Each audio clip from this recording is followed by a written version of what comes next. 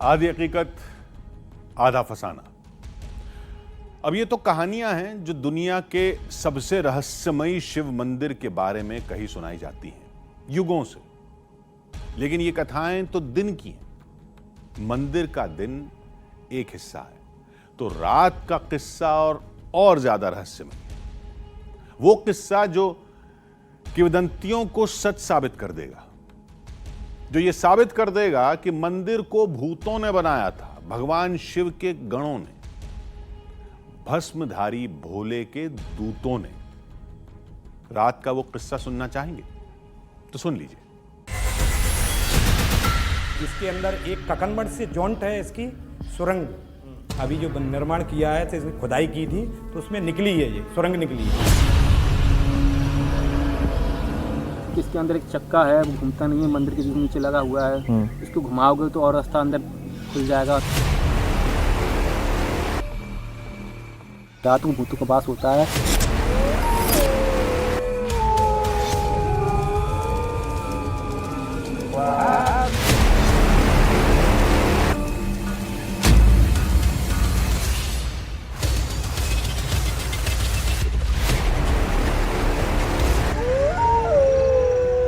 क्या यहाँ पर कोई है जो हमसे बात करना चाहता है? अगर आप में दम है तो आप आइए, हमसे बात करिए। कुछ आवाज एकदम से कुछ बंद हो गई। आवाज क्या हो गया? अनईजी सा लग रहा है। अभी एकदम से ही हुआ है। पानी दो, पानी दो, पानी। आराम से, आराम से, आराम से, आराम से। हेलो भाई, आप खड़े हो, आप खड़े हो, आप यहाँ बैठो मत, आप चलो यहाँ से। नहीं नहीं नहीं नहीं नहीं, यहाँ नहीं बैठना, आप चलो यहाँ से। यार अंजलि दिख नहीं रही है कहीं पे। बिल्कुल नहीं समझ में आ रहा है। इधर ही उधर होनी चाहिए कहीं पे। पेड़ के पास तो नहीं दिखाई दे रही। अरे वो अंजलि तो नहीं है। देखना देखना देखना, अंजलि क्या हो गया? क्या हुआ? क्या हुआ? आधी हकीकत आधा फसाना। हमारी पैरानॉर्मल टीम के साथ ये क्या हुआ, किसने किया, कैसे किया, ये आपको अभी बता भी दें तो भी आप समझ नहीं पाएंगे। वो समझने के लिए आपको मंदिर को समझना पड़ेगा। ये देखिए, ये है मंदिर। अब आप सोच रहे होंगे इस तरह चट्टानों को आड़ा टेढ़ा रखकर कौन अनाड़ी मंदिर बनाएगा और क्यों बनाएगा। प्राचीन काल के कई मंदिर आज भी देखे जा सकते हैं। वो तो विशाल और भव्य बने हैं। हजारों साल पहले जिन लोगों को कई टन भारी पत्थरों को सैकड़ों फीट ऊपर पहुंचाने का तरीका पता था, उन्हें क्या मंदिर की दीवारें खड़ी करनी नहीं आती थीं? इसी सवाल के जवाब में लोग कहते हैं कि इसे भोले बाबा के गणों यानी भूतों ने बनाया है।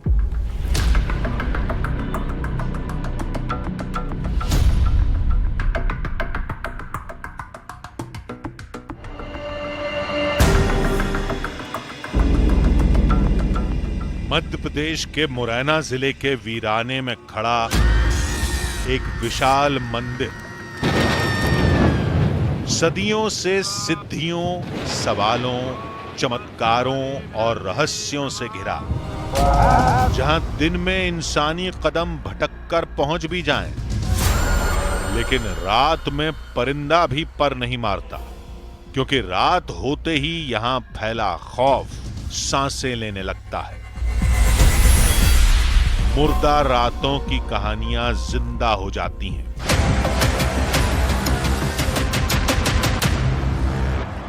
ये ककनमठ है, यहाँ ये भूतों का बनाया हुआ है। हम लोग बोलते थे भूतों ने कैसे बनाया कि किसी को मालूम ही नहीं है, रातों रात बना दिया। और यहाँ कोई पत्थर नहीं था, कोई कारीगर नहीं थे, कोई ऐसा वो नहीं था कि जिससे ये इतना जल्दी बन सके। पत्थरों के ऊपर पत्थरों पर मूर्तियाँ लगाई गई हैं जिनके कि अभी अवशेष शेष हैं। उससे ये बिल्कुल निर्धारण होता है कि इस मंदिर का निर्माण कहीं भूतों ने या किसी आध्यात्म धर्म से परिपूर्ण बड़ी शक्ति द्वारा किया गया है। हमने कहा कि भूत तो होते नहीं तो फिर वो मंदिर कैसे बनाएंगे? तो लोगों ने कहा कि अगर भगवान शंकर पर विश्वास है तो उनके गणों पर भी करिए, और उनके गण अपने आराध्य के लिए मंदिर क्यों नहीं बनवा सकते? जब उनके कि बारात में सब लोग जा सकते हैं, भूत पिशाच दानव किन्नर और इतने लोग जा सकते हैं, तो क्या वो अपना मंदिर नहीं बनवा सकते उनसे, भूतों से? बताओ आप।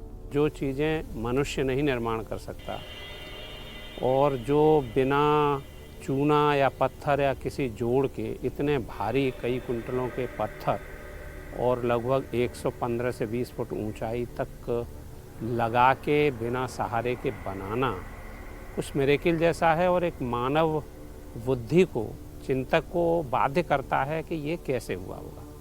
लोगों में भी वहाँ गांव-गांव में कहना है कि इसका निर्माण भूतों ने किया, भगवान शंकर के गण हैं। अच्छा चलिए ये मान भी लें कि ये सच है, तो फिर उनके गण ऐसा अजीब सा निर्माण क्यों करेंगे? तो लोगों ने कहा कि महादेव ने गणों को इजाजत तो दी, लेकिन उन्हें एक रात में मंदिर बनाना था।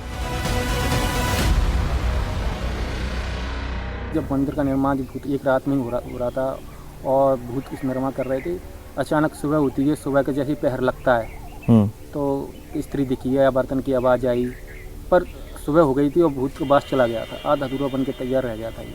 फिर जनता आई यहाँ तो देखा तो ये तो जंगल था यहाँ घोर। उन्होंने कहा ये कहाँ से बन गया, कैसे बन गया? तो हमारे पिताजी वगैरह बाबा गुरु वो सब बताते, हमने इसको ऐसे ही देखा है। कितनी भी आंधी तूफान बहुत भयंकर आए, हमें फिर भी यकीन नहीं हुआ। तो लोगों ने कहा कि मंदिर हजारों साल पुराना है। भूकंप और प्राकृतिक आपदाओं ने अब तक न जाने कितने शहर और राज्य तबाह कर दिए, दुनिया के नक्शे बदल दिए, और इस मंदिर का एक पत्थर भी हिल जाता तो पूरा मंदिर ताश के पत्तों की तरह ढह जाता। लेकिन आज तक इस मंदिर का बाल भी बांका नहीं हुआ, और यही शिव शक्ति का सबूत है। पत्थर लटक रहे हैं, उसके नीचे खड़े हो जाओ तो ऐसा लगता है ये पत्थर अभी गिरेगा, जबकि हम आज 72 साल के हो गए, उस समय 10 साल के होंगे, तब से वो पत्थर वहीं की वहीं लटका हुआ। शंकर बाबा की कृपा है, भोले बाबा की, जो उसके नीचे बैठे हुए, हम तो ये जानते हैं वो ही उसकी रखवाली कर रहे हैं। हमें तो उन्हीं की कृपा लगती है जिसकी वजह से वो अभी तक नहीं गया। न इसके पत्थर इस इलाके के, न बनाने वाले इस दुनिया के, न ही दिन में पूजा करने की इजाजत, न रात में यहां रुकने की किसी की हिम्मत, क्योंकि यहां ये सब उनका अधिकार है जो सिर्फ शिव के हैं। और उसका सबूत है यहां से रात में आने वाली मंत्रों की आवाजें। जलहरी जिनमें नीचे लगी होती है वो परिवार सहित होते हैं, उसमें पार्वती जी होंगी, गणेश होंगे, कार्तिकेय होंगे, नंदी होंगे। वो विशुद्ध धर्म का मंदिर वहाँ होता है, धर्म की पूजा होती है। लेकिन शिव का शिवलिंग जहाँ स्थापित है और जलहरी नहीं है, उसमें ये माना जाता है कि वो तंत्र क्रिया से परिपूर्ण है।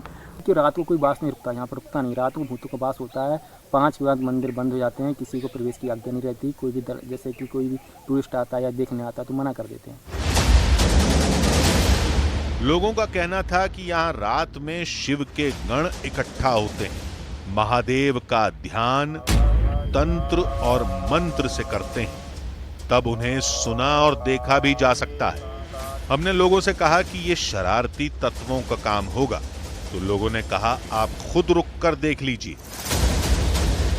लेकिन ऐसा करना है तो महादेव के मंदिर के अंदर जाने से पहले महाबली के दरबार चले जाओ, पास में ही है। वहां कहानी का एक सिरा और मिल जाएगा। बहुत सुन लिया, अब एक्शन का वक्त था। इसलिए हम कहानी के सबसे पहले सिरे को खंगालने पहुंच गए।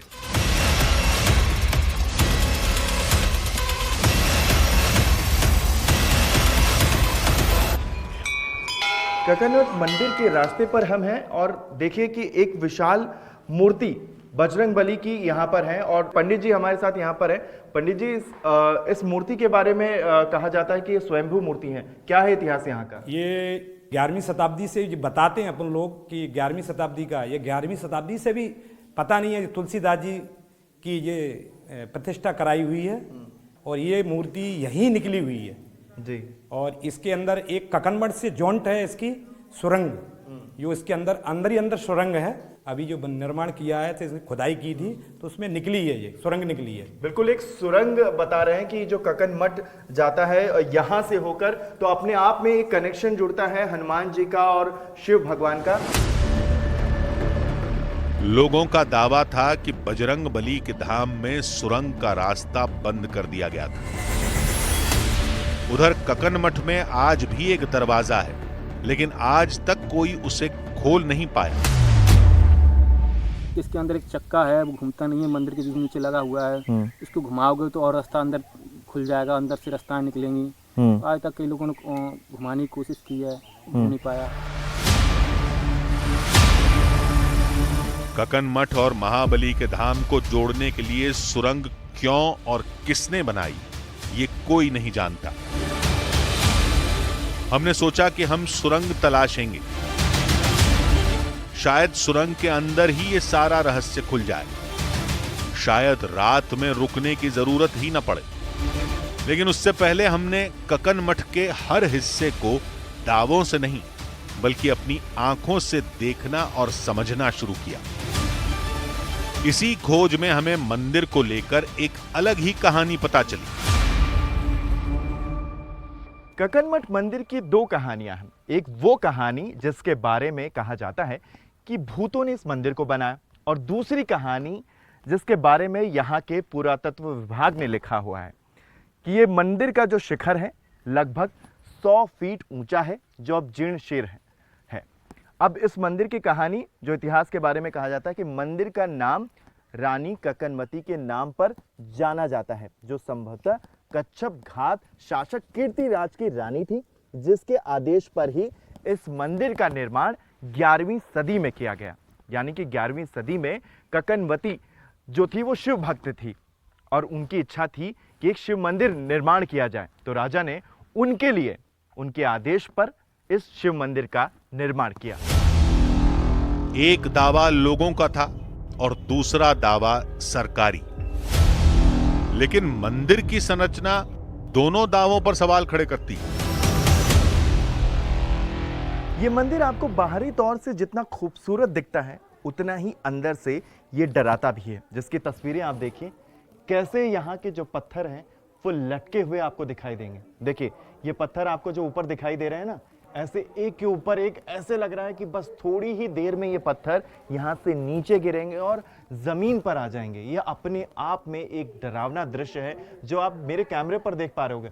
अलग अलग पत्थर देखिए, ये पत्थर कहाँ से बाहर से निकले हैं। ये बीच का ये जो मंदिर का प्रांगण है, जो मंदिर का मंडप है और मेन मंदिर के बीच को जो जोड़ता है, उसे देखिए कैसे वो पत्थर बीच में अटका हुआ है कि जैसे लगता है बस थोड़ी ही देर में वो क्रैक होकर बस नीचे गिर जाएगा। और बल्कि निशान भी दिख रहे हैं जो क्रैक के। और देखिए ऊपर जो गुंबज के आसपास भी जो पत्थर एक दूसरे के ऊपर लगे हुए हैं, वो भी दिखाई पड़ रहा है कि कितने भयानक तरीके से ये पत्थर यहाँ पर रखे गए हैं। सोचिए कि अगर कोई राजा अपनी रानी की पूजा अर्चना के लिए मंदिर का निर्माण करवाएगा, तो भला ऐसा क्यों करवाएगा कि मंदिर खुद उन पर ही गिर जाए। वहीं सवाल यह भी है कि अगर शिव के गणों ने इसका निर्माण करवाया, तो फिर यह सुंदर नक्काशी कहां से आई।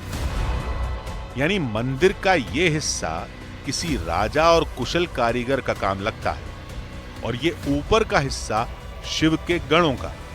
यानी सच इन्हीं दो दावों के बीच कहीं छुपा है और वही हमें तलाशना है। हमने पहले वो पत्थर खंगाले जो मंदिर में लगे थे। जिस पद्धति की अब तक बात हो पा रही है इस मंदिर को बनाने में, वो पद्धति अब हम आपको दिखा रहे हैं। देखिए यहाँ पे कोई जोड़ नहीं है। यहाँ पे देखिए, इस मंदिर को बनाने में किसी भी जोड़ का इस्तेमाल नहीं किया गया। यहाँ पे देखिए नीचे बस पत्थर एक दूसरे के ऊपर रखे गए हैं। किसी भी सीमेंट या किसी ऐसी चीज से ये जोड़े नहीं गए। यहाँ दिख रहा है, कोई जोड़ नहीं दिखेगा। ऊपर देखिए, यहाँ पर आपको कोई जोड़ नहीं दिखाई देगा। बस इसी पद्धति से ये पूरा मंदिर बना है और अब तक ऐसे ही टिका हुआ है। मंदिर में नहीं समझ आया तो हमने बाहर बिखरे पत्थरों को परखा। आमतौर पर आपको घर बनाने में आसपास के क्षेत्रों की मदद लेनी पड़ती है। क्यों? क्योंकि आपको ईंट पत्थर जो हैं वो अपने आसपास के क्षेत्रों में ही मिल सकते हैं।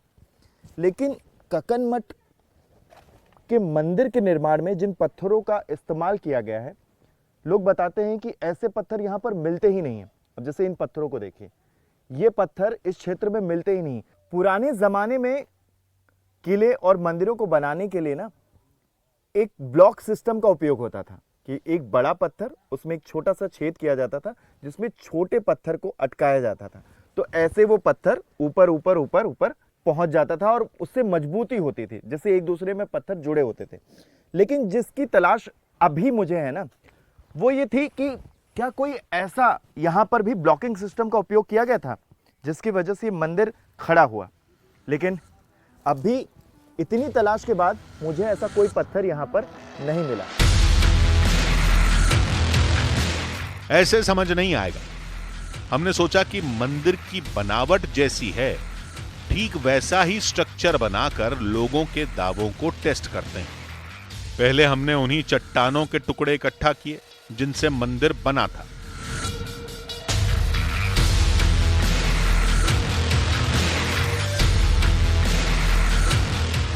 फिर हमने मंदिर बनाया।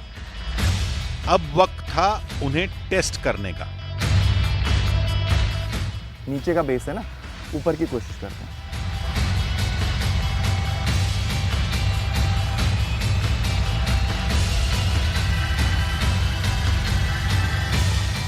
देखिए, मैं जितनी कोशिश कर रहा हूँ ऊपर से पत्थर यहाँ वहाँ हिलते जा रहे हैं। अब इसमें जैसे आंधी तूफान है, ज़रा सा अगर मैं टच करूँगा तो मंदिर के जो स्ट्रक्चर है वो इसी तरीके से धराशायी हो जाएंगे। लोगों का पहला दावा सच था। यहां एक भी पत्थर हिला तो मंदिर ढेर हो जाएगा। फिर आज तक कोई भूकंप या कोई और प्राकृतिक आपदा से मंदिर कैसे बचा रहा? तभी हमें शिव के गणों वाले दावे को पुख्ता करता दूसरा सबूत दिखाई दिया।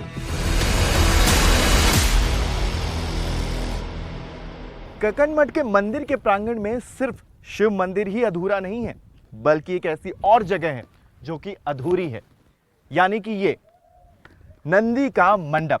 नंदी का मंडप इसलिए भी क्योंकि जहां शिव भगवान होते हैं वहां नंदी महाराज जरूर होते हैं। अब देखिए, ये मंडप जो है ये भी अधूरा है।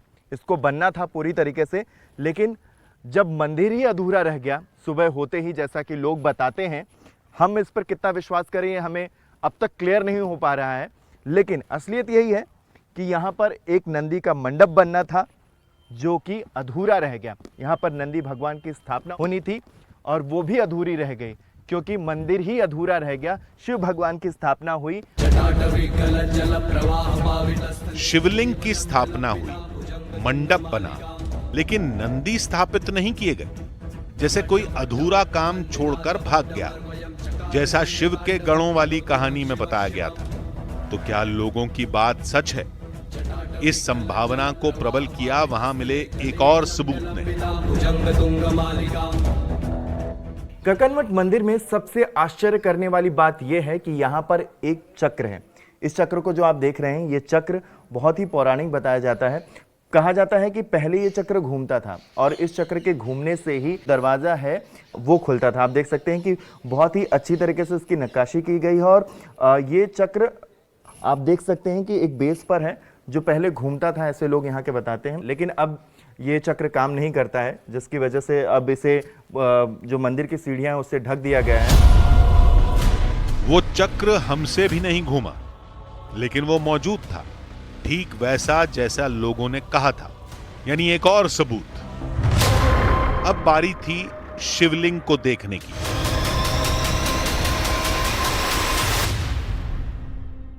देवों के देव महादेव का एक नाम भूतनाथ भी है और जितने वो देवताओं को प्रिय हैं उतने वो भूतों को भी प्रिय हैं।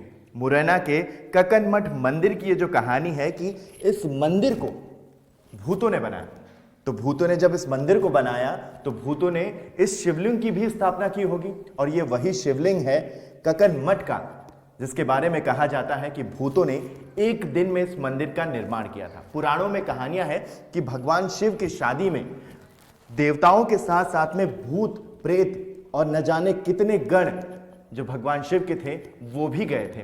पूजा की भले मनाही हो, लेकिन स्थानीय लोग जो यहाँ पर आते हैं वो यहाँ पर भगवान शिव की पूजा करते हैं, अर्चना करते हैं और इन्हें मन्नतों का भगवान कहा जाता है। भगवान शिव की आराधना के लिए यहाँ पर गांव-गांव के जो आसपास के लोग हैं वो यहाँ पर आते हैं। तो क्या वाकई इस मंदिर को शिव के गणों ने ही बनाया था? यहां मिल रहा हर दावा तो यही इशारा कर रहा था। हम किसी नतीजे पर पहुंचते उससे पहले हमें कुछ और दिख गया। जो पुरातत्व विभाग को सबूत मिले हैं उसे देखिए, कितनी लेयर में इसकी जो बेस है, जो नींव है इस मंदिर की, वो यहां पर खुदाई में मिली है। देखिए यहां पर पत्थर है, यहां पर पत्थर है, यहां पर पत्थर है, जहां मैं खड़ा हूं वहां पर पत्थर है, और जो ये बेस आपको दिखाई दे रहा है, जो नींव दिखाई दे रही है, वहां पर भी पत्थर है। ऐसे तमाम अवशेष यहां पर पुरातत्व विभाग को खुदाई में मिले हैं। जिस जगह पर मैं चल रहा हूं वो मंदिर की पुरानी नींव है और कितनी मजबूती से बनाया गया है इसे पत्थरों को। ये देखिए, एक लेयर यहां लगी है, यहां लगी है, यहां लगी है, यहां लगी है, यहां भी लेयर लगी है, और अगर हो सकता है कि और भी खुदाई की जाए तो न जाने कितनी बड़ी और गहरी नींव इस मंदिर की हो सकती है, जो इस मंदिर को मजबूत बनाती है, जिसकी वजह से यह मंदिर अभी तक यहां पर डट कर खड़ा है। यानी यह मुमकिन है कि इस बेहद गहरी और मजबूत नींव ने मंदिर को अब तक प्राकृतिक आपदाओं से बचाकर रखा हो। लेकिन मंदिर को आड़े टेढ़े पत्थर रखकर किसने बनाया? अब वक्त को पलटकर निर्माण करने वाले को तो नहीं देखा जा सकता, लेकिन रात की हलचल को तो परखा जा सकता है। निजाम जी, एक चीज समझ में नहीं आ रही है। दो कहानियां हैं, एक वो कहानी जो 21वीं सदी से जुड़ी है और दूसरी कहानी भूतों वाली। भूतों की कहानी सुन के मेरे को ये लग रहा है कि कहीं ना कहीं पॉजिटिव नेगेटिव एनर्जी भी होगी अगर रात में कुछ चीज़ें होती हों, क्योंकि शाम में लोगों का आना मना हो जाता है इस मंदिर में। पैरानॉर्मल वाली टीम मंगा लें क्या? इसके लिए तो पैरानॉर्मल मेरे ख्याल से बुलाना चाहिए। थोड़ा सा हमारे लिए भी क्लियर हो जाएगा कि अगर है तो भाई सच्चाई है कहानी में, हकीकत है, और नहीं है तो फिर भाई इसे फंसाना ही फंसाना है। देखो कोई नंबर हो तो लगाओ पैरानॉर्मल वालों का। तो ये देखते हैं, एक बंदा है राजेश करके, उसको कॉल कर लें। हमने फोन करके पैरानॉर्मल टीम को बुलाया। एक राजेश करके हैं, उनको कॉल मिलाता हूँ, हमारी पैरानॉर्मल टीम से हैं वो। हेलो राजेश जी। हाँ जी। आलोक बोल रहा हूँ न्यूज़ 18 इंडिया से। हाँ जी आलोक जी, बताइए। बस बढ़िया। एक काम था आपसे। हम मुरैना में इस वक्त ककनट मंदिर है यहाँ पर, और लोग बताते हैं कि इसे एक रात में भूतों ने बनाया था, तो हम उसे चेक करना चाहते थे। तो क्या आप मिल पाओगे हमें यहाँ पर? आलोक भाई, मैं अभी ग्वालियर में हूँ। तो अच्छा। यहाँ पे मुझे थोड़ा सा काम है। अगर आपको आज ही शूट करना है तो आप मुझे 2 से 2.5 घंटे दो। 2-2.5 घंटे में मैं आपके पास आ जाऊंगा। मैं हूँ यहीं पर, आप आ जाइए, मैं वेट कर रहा हूँ आपका। अब हमें रात होने का इंतजार था, उन आवाजों को परखने का जो रात में शिव के गणों की बताई जाती है, उन तंत्रों और मंत्रों के दावे को देखने का जो अंधेरे में इस शिवधाम के रहस्य को रोशन कर देते हैं। थोड़ी देर में हम उस रहस्य का सामना करेंगे जो रात में यहां जिंदा हो जाता है।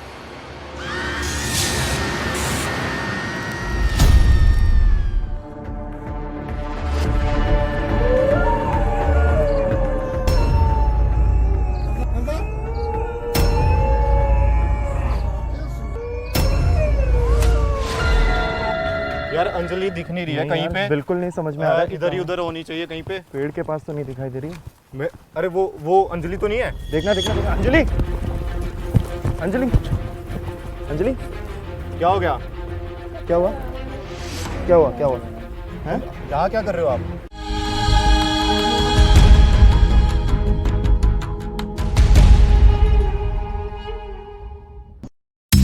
गया, जिसके बाद मामले ने तूल पकड़ लिया और गुस्साए लोग घटना के विरोध में सड़क पर उतर आए। प्रधानमंत्री नरेंद्र मोदी के संसदीय क्षेत्र वाराणसी की मुस्लिम महिलाओं ने रक्षाबंधन पर उनके लिए राखी बनाई और इस बार उन्हें राखी भेजकर वो उनसे यूसीसी यानी एक देश एक कानून की मांग कर रही हैं। जिसके लिए मुस्लिम महिलाओं ने अपने हाथों से पीएम मोदी की तस्वीर वाली राखी बनाई और इस दौरान वो महिलाएं मोदी के नाम पर बने गीत गाती हुई नजर आईं।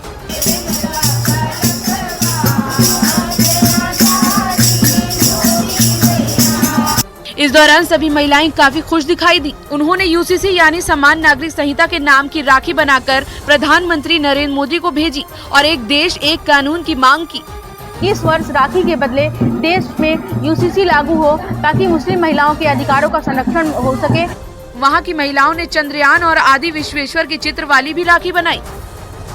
प्रधानमंत्री मोदी विदेश यात्रा से भारत लौटे तो सबसे पहले बेंगलुरु इसरो स्पेस सेंटर पहुंच गए और वहां उन्होंने वैज्ञानिकों के साथ चंद्रयान 3 की कामयाबी की खुशियां बांटी।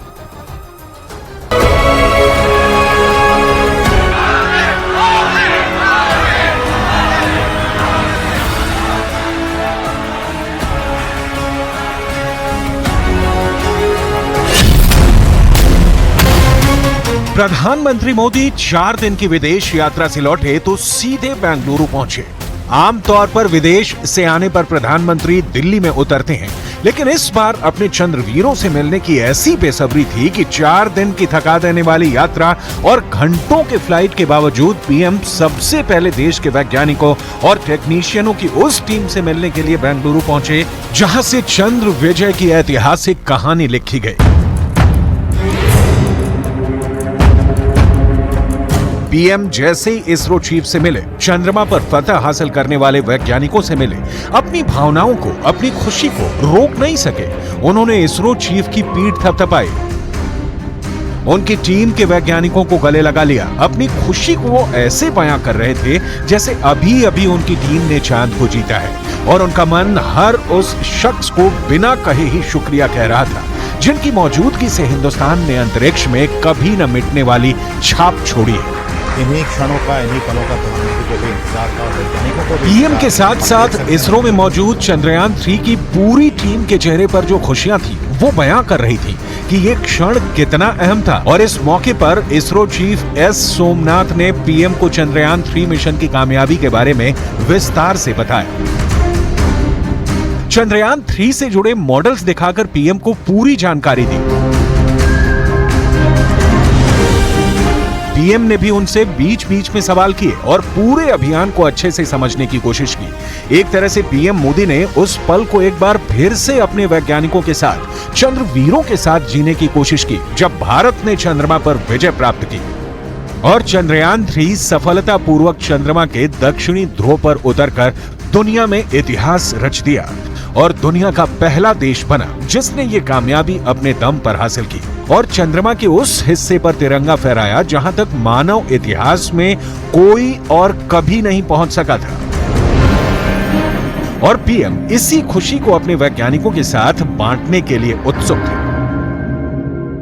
शायद ऐसी खुशी बहुत रेयर ओकेजन होते हैं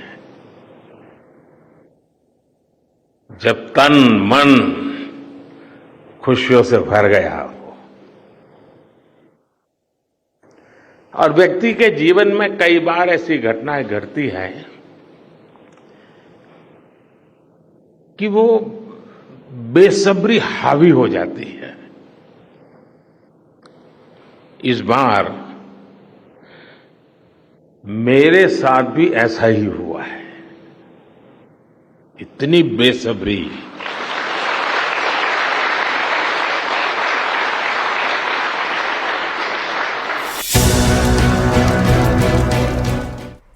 चांद पर चंद्रयान 3 ने कामयाबी के झंडे गाड़ दिए हैं। वैज्ञानिकों के संघर्ष और संयम की कहानी सुनाते सुनाते पीएम मोदी कई बार भावुक भी हुए।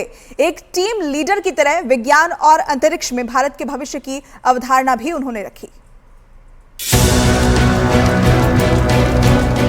ये वो पल थे जब पीएम मोदी बहुत ही भावुक थे। इसरो की टीम ने पीएम मोदी को चंद्रयान 3 का मॉडल, चंद्रयान 3 से ली गई चांद की पहली तस्वीर और रोवर प्रज्ञान के लैंडर विक्रम से निकलकर चंद्रमा पर कदम रखने की तस्वीर भेजी। जाहिर है ये खुशियां, ये उपलब्धि, भारत की ये कामयाबी ऐसी है जिसे साझा करते हुए, जिसके सारथियों को सलाम करते हुए पीएम बेहद भावुक हो गए। आपको दिक्कत हुई होगी, लेकिन मैं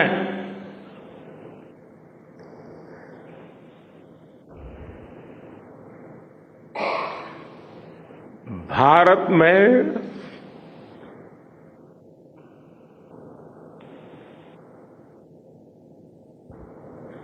आते ही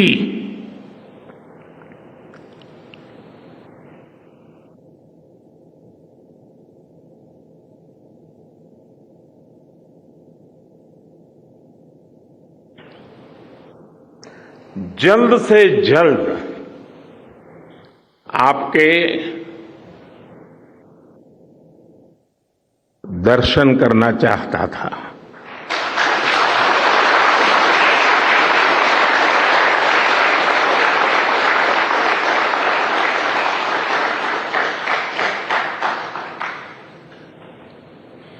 आप सबको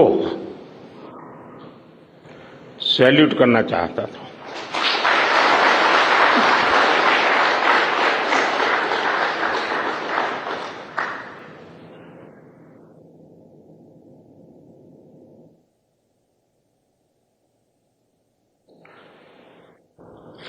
सैल्यूट आपके परिश्रम को, सैल्यूट आपके धैर्य को, सैल्यूट आपकी लगन को, सैल्यूट आपकी जीवटता को, सैल्यूट आपके जज्बे को। आप देश को जिस ऊंचाई पर लेकर गए हैं, ये कोई साधारण सफलता नहीं।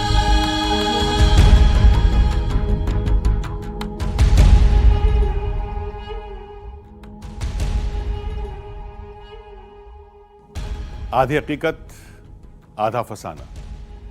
ककनमठ धाम का थोड़ा रहस्य तो हमने सुलझा लिया था, बस हमें रात का रहस्य सुलझाना था।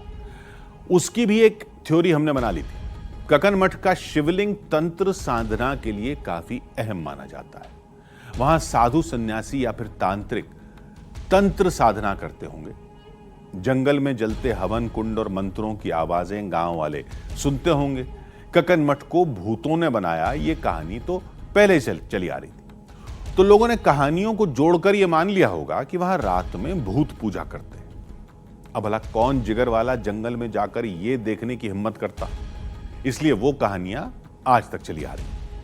हमें अपनी इस थ्योरी पर पूरी तरह यकीन था और यही यकीन हम पर भारी पड़ गया, क्योंकि फिर जो हुआ वो आज तक हमारे लिए रहस्य बना हुआ है।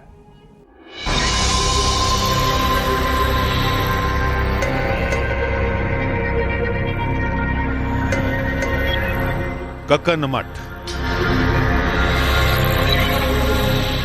अलौकिक, अद्भुत और दुनिया की सबसे अलग संरचना वाला मंदिर, पूरी दुनिया का सबसे अनोखा और अनूठा शिवधाम।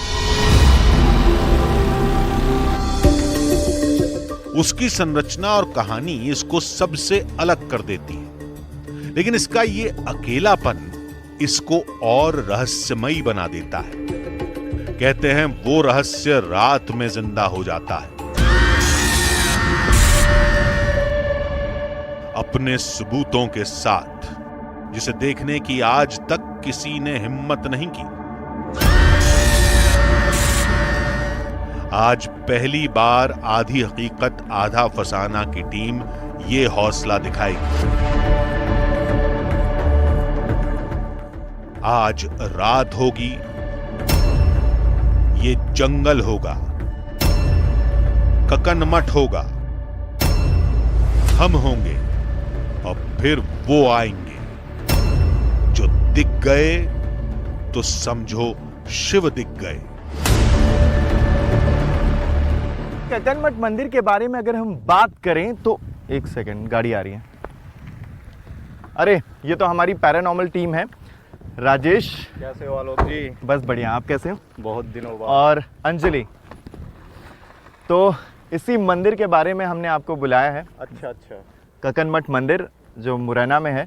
मैंने भी काफी नाम सुना हुआ है वैसे हाँ। ककन मठ मंदिर का। हाँ। और जो इससे जुड़ी हुई बातें हैं वो देख के सच में ऐसा सर चकराने वाला मामला हो जाता है, क्योंकि यहाँ की इतनी ज़्यादा कहानी सुनी है। आपने इससे पहले कभी किसी मंदिर में पैरानॉर्मल एक्टिविटीज़ को चेक किया है? मैंने इन्वेस्टिगेशन करी है, लेकिन किसी मंदिर में मुझे कोई एनर्जीज पकड़ में नहीं आई। बाकी काफ़ी जगह जहाँ पे एनर्जीज पकड़ में आ जाती है, लेकिन किसी मंदिर में आज तक कोई एनर्जी पकड़ में नहीं आई। आज देखते हैं, क्योंकि इस मंदिर की स्टोरी इतनी स्पेशल है तो मे भी यहाँ पे कुछ हो सकता है। हम पैरानॉर्मल टीम को मंदिर ले गए। सबसे पहले हमने अनजानी ताकतों की हलचल पकड़ने वाले साइंटिफिक इक्विपमेंट्स की जांच की। हम इसे गुजरेंगे तो ये ऑन हो जाएगी, फिर इसका 15 से 20 सेकंड तक का टाइम का वो रहता है। 15 से 20 सेकंड तक ऑन होगी। फिर हमने मंदिर में अलग अलग जगह घूमकर उन्हें लगाने की जगह मार्क करनी शुरू की। मंदिर के बाहर, पत्थरों के बीच, गर्भगृह के पास, मंदिर के हर हिस्से का मैप अब हमारे दिमाग में छप चुका था।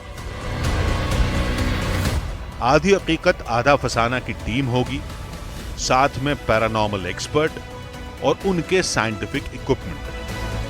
शिवधाम का सदियों पुराना रहस्य थोड़ी देर में खुलने वाला है। तो राजेश, हम कौन सी जगह पर ऐसी एक्टिविटीज़ करने वाले हैं यहाँ पर? देखो, मैं कहता हूँ कि सबसे पहले तो हम 3 मोशन सेंसर को अलग अलग लोकेशन पे प्लेस कर देते हैं, क्योंकि वो जब हम नहीं भी रहेंगे तब भी वो मूवमेंट को कैप्चर करता रहेगा। बाकी फिर उसके अलावा ऐसा है कि इंफ्रारेड थर्मोमीटर से हमें जगह जगह पे कोल्ड स्पॉट्स के लिए रीडिंग लेनी ही पड़ेगी। और फिर कोई एक अच्छी सी जगह देखकर जहाँ पे हमें इन गैजेट्स के थ्रू अगर हल्का फुल्का कुछ मिलता है वेरिएशन, तो फिर एक ईएमएफ मीटर का सेशन करेंगे। अगर ईएमएफ मीटर के सेशन में हमें कुछ मिल जाता है तो बहुत ही अमेजिंग सेशन हो सकता है यहाँ पे। हमने अपने प्लान के मुताबिक मंदिर में जगह जगह इक्विपमेंट लगाने शुरू किए। यहाँ पे मेरे हिसाब से नाइट विजन कैमरा प्लेस करना सबसे बेटर ऑप्शन होगा, क्योंकि यहाँ पे ना 360 डिग्री हमें पूरा व्यू चाहिए। हाँ। अब वो किसी एक सेंसर से मिल नहीं पाएगा। नाइट विजन कैमरा ही है जिसे हम दूर खड़े होकर भी 360 डिग्री तक ऑपरेट कर पाएंगे। तो सबसे बेस्ट पॉसिबल चांसेस मेरे हिसाब से यहीं प्लेस करना रहेगा इसे। और मतलब मुझे लगता है कि ये थोड़ा सा ज़्यादा विजिबल भी होगा हम सबके लिए भी। बिल्कुल, है ना? प्लस नेकेड आई से जो चीज़ हमें नहीं दिखती अंधेरे में, वो चीज़ ये कैप्चर कर लेगा। और इसको हम मॉनिटर कर सकते हैं अपने फ़ोन के ज़रिए, और इसको हमने यहाँ पे प्लेस किया है सो दैट हम बहुत सारी इन्फॉर्मेशन जो हमारी आंखों से नहीं दिख सकती, हम उसे यहाँ से देख सकते हैं। बिल्कुल। फिर हमने टीम के लोगों को अलग अलग जगह पर तैनात किया। तो ये जो मोशन सेंसर है, इसको हम कहाँ पर रखेंगे? मेरे ख्याल से आलोक भाई, मोशन सेंसर को अगर हम यहाँ पे रखेंगे तो काफ़ी बेहतर रहेगा, क्योंकि मोशन सेंसर का कुछ दायरा होता है, कुछ एरिया होता है जहाँ तक वो कैप्चर कर पाएगा। तो इसको मेरे हिसाब से यहाँ प्लेस करना एकदम परफेक्ट है। बस एक चीज़ है कि यहाँ पे हमें किसी एक मेंबर को खड़ा करना पड़ेगा, ताकि हम कहीं और जब इन्वेस्टिगेट कर रहे होंगे तब वो नज़र रख सके इस पे। तो हमारी टीम से एक अंजलि को खड़ा कर देते हैं। हाँ, अंजलि खड़ी हो जाएगी। अंजलि हमारे साथ यहाँ पर है, और अंजलि यहाँ पर मौजूद रहेंगी। और चलते हैं आगे की तरफ, आगे के गैजेट लगाते हैं। अंजलि, आप ध्यान रखिएगा अपना। अब बारी थी आखिरी इक्विपमेंट लगाने की। आपको क्या लगता है कि और जगह पे जो सेंसर है वो हमें कहाँ लगाने चाहिए? मेरे हिसाब से एक बार हमें इंफ्रारेड थर्मोमीटर से भी रीडिंग ले लेनी चाहिए।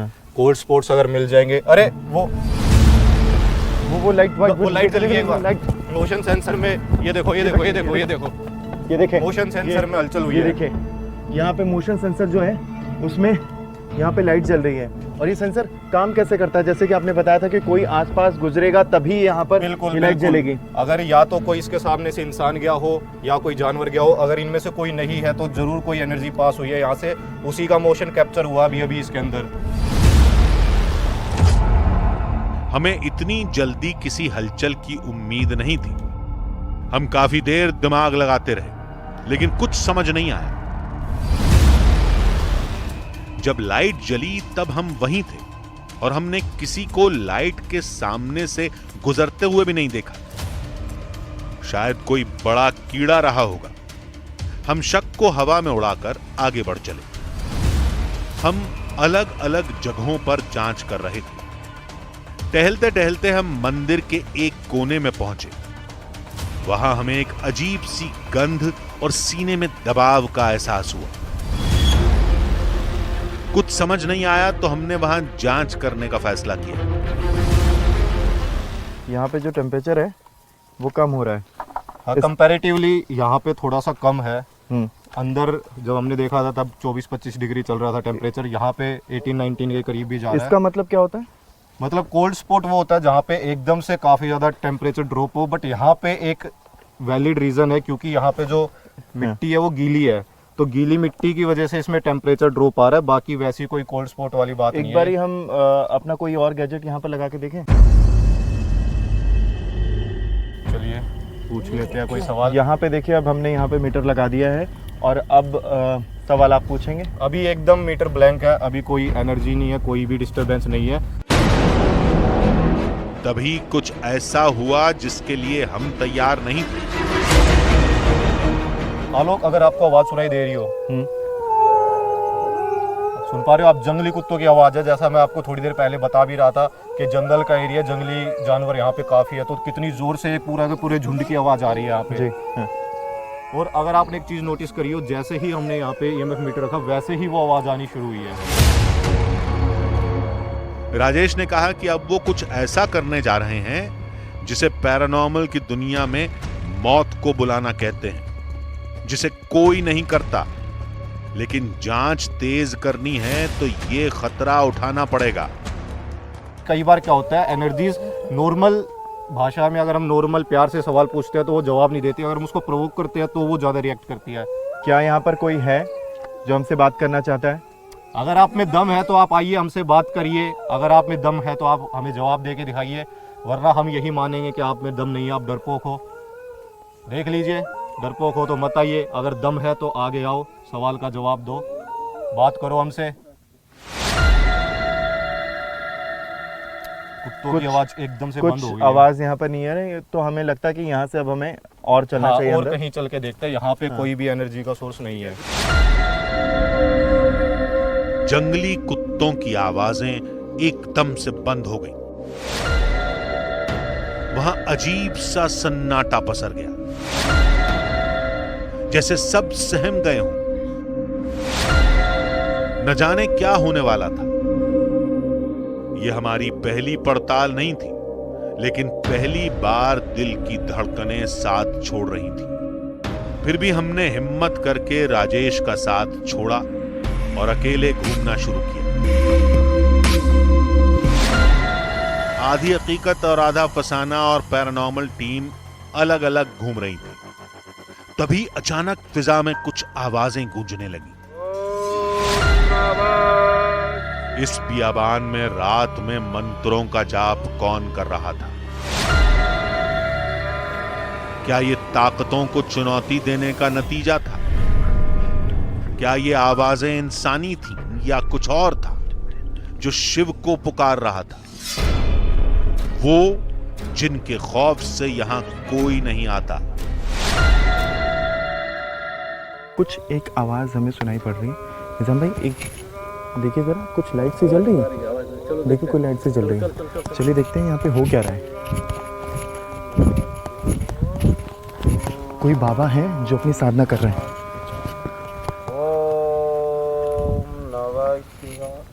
महाराज, क्या कर रहे हैं आप? महाराज, हम कुछ नहीं कर रहे, कुछ नहीं कर रहे महाराज। चलिए चलिए मैं ऐसा कर दूंगा नहीं, जाइए यहाँ से। जा रहे हैं चलिए चलिए निजाम भाई चलिए। बाबा ने न बोलने का मौका दिया न सवाल जवाब करने का, लेकिन बिना बोले हमें सारे सवालों का जवाब दे दिया। सारा डर गायब हो गया। हमने राहत की सांस ली। हमारी थ्योरी एकदम सही थी। ऐसे ही तांत्रिक रात में यहां पूजा करते होंगे और उन्हीं की आवाजों और हवन की आग को लोग चमत्कारी ताकतें मान लेते होंगे। हमें लगा कि रहस्य सुलझ गया। थोड़ी दूरी पर हमें राजेश फिर से मिल गए। हमने चर्चा की और रहा सहा शक खत्म करने के लिए उस जगह पहुंचे जहां आत्माओं के सबसे ज्यादा देखे जाने का दावा किया जाता है। इस बरगद के पेड़ के पास हमने सोचा था कि हम कुछ एक्टिविटी देखेंगे, कोई गैजेट रखेंगे। तो यहाँ कौन सा गैजेट रखेंगे? यहाँ पे आलोक भाई मेरे हिसाब से K2 मीटर के साथ में इन्वेस्टिगेशन करा जाए तो सबसे बेस्ट है। बाकी आप एक बार कोल्ड स्पॉट चेक कर लो, कहीं यहाँ पे कोई कोल्ड स्पॉट तो नहीं है। मैं एक बारी इससे चेक कर लेता हूँ। क्या टेम्परेचर आ रहा है? अभी यहाँ पर 24 आ रहा है। एक बारी मैं ऊपर चेक करता हूँ। ऊपर भी वही है, सेम है लगभग, सेम है, 1-2 डिग्री का फर्क आ रहा है। 1-2 डिग्री का फर्क आ रहा है। तो अभी यहाँ पे कोई वो नहीं है। थोड़ा सा ऊपर चलते हैं, K2 मीटर से इन्वेस्टिगेशन करके देखते हैं। हाँ, थोड़े से मिड स्पॉट पे चलते हैं। बिल्कुल।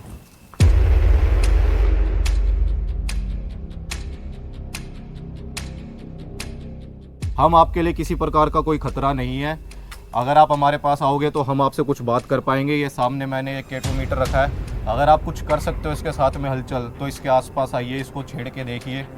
जो हरकत आपने तब करी थी फिर से वही हरकत करके देखिए, क्योंकि हम समझ पा रहे हैं। ये देखिए क्लियर एविडेंस है। अभी दूसरी लाइट जली है, इससे पहले भी बहुत सारी लाइटें जल रही थी। 4 लाइट तक ये गई हुई है, जो कि एक काफी ज्यादा पावरफुल एनर्जी जो हमारे बिल्कुल देखिए अभी फिर से हो रही है। बिल्कुल, ये एनर्जी ऐसा कर रही है कि वो आ रही है, जा रही है, वो कंटिन्यूअसली यहाँ पे नहीं रुक रही है। बीच बीच में जब हम उसको बुला रहे हैं कुछ पूछ के, तब वो हमारे करीब आ रही है, फिर वो निकल जा रही है। चंद पल पहले जो रहस्य सुलझ गया था वो फिर उलझ गया। ये क्या था? आसपास न कोई पावर लाइन थी, न ही कोई और एनर्जी सोर्स। फिर लाइटें क्यों जल रही थी? बेघर हो चुका डर फिर से दिल में पैर पसारने लगा। हम बार बार खुद को तर्क देकर समझाते, लेकिन हार जाते। हाथ थोड़ा सा दूर रख के एक बारी देखते हैं, हो सकता है कि हमारी सेंसर नहीं, हमारे हाथ से कोई लेना देना नहीं है। हमने ऑलरेडी कैमरा दूर कर दिया ताकि कैमरा की रेडिएशन से ना हो। बाकी जो भी है नेचुरल। देखिए अभी भी ये रिएक्ट कर रहा है। इसका मतलब है कि हमारे आसपास कोई एनर्जी है, बिल्कुल, जो हमें मौजूद हो के यहाँ पर सुन रही है। बिल्कुल। आलोक भाई ये देखो। ये सच में देखिए आप, यहाँ पे अभी ब्लिंक हो रही थी लाइटें। ये देखो अभी भी हैं। कंटिन्यूअसली वो कोशिश अभी कर रही है देखिए, हमसे संपर्क बनाने की। मैं थोड़ा दूर हट जाता हूँ। हाँ बिल्कुल। अगर ये देखो अभी भी ऑन है। अब हम वो सवाल पूछेंगे जो यहाँ का हर बाशिंदा जानना चाहता है।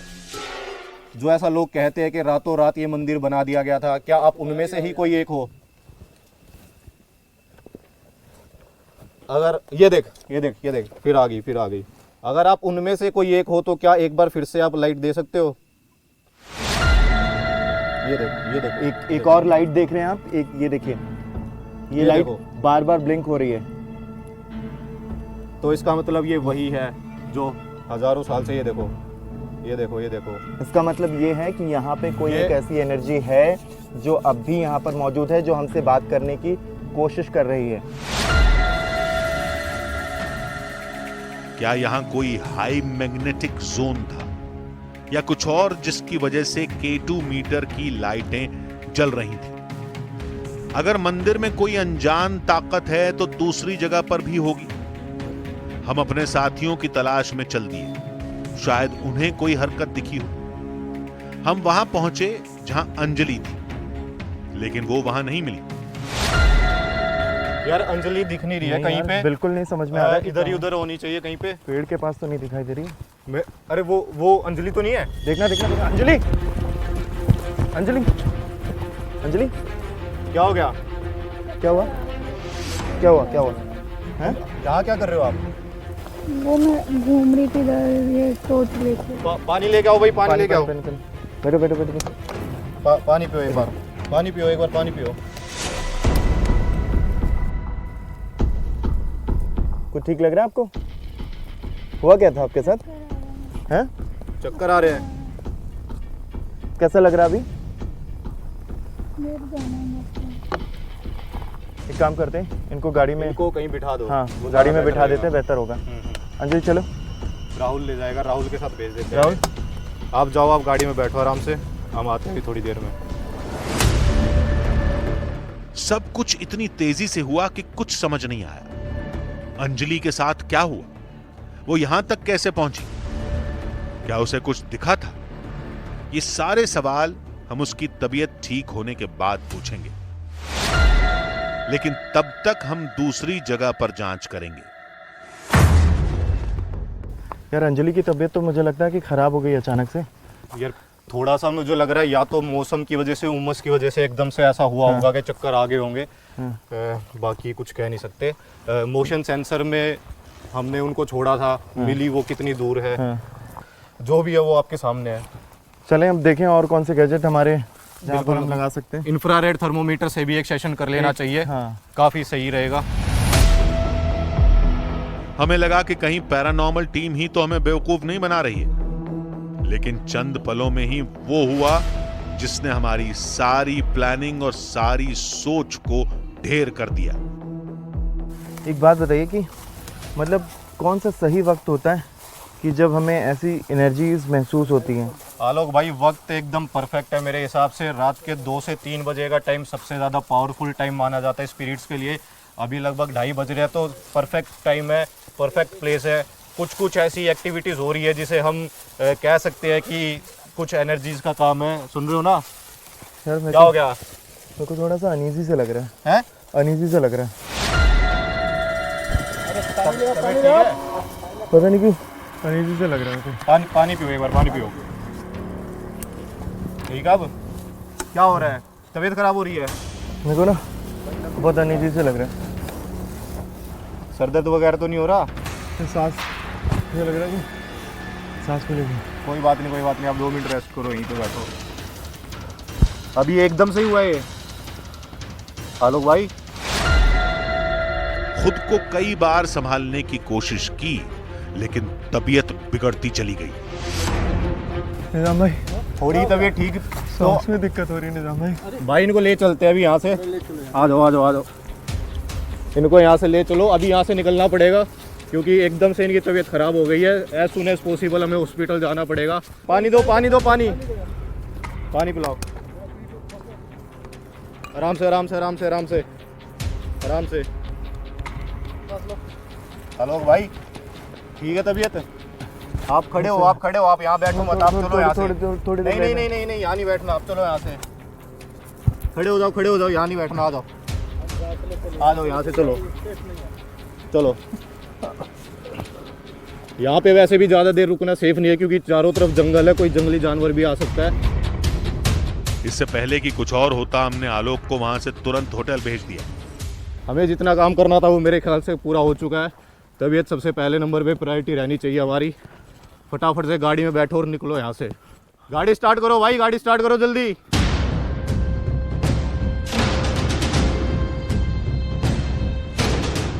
सुबह की ताजा रोशनी ने अंधेरा तो मिटा दिया, लेकिन रहस्य कायम रहा। मंदिर में जो दिखा उसे तर्कों में पिरोया या समझाया नहीं जा सकता। यानी अब हमें एक्सपर्ट की मदद लेनी पड़ेगी।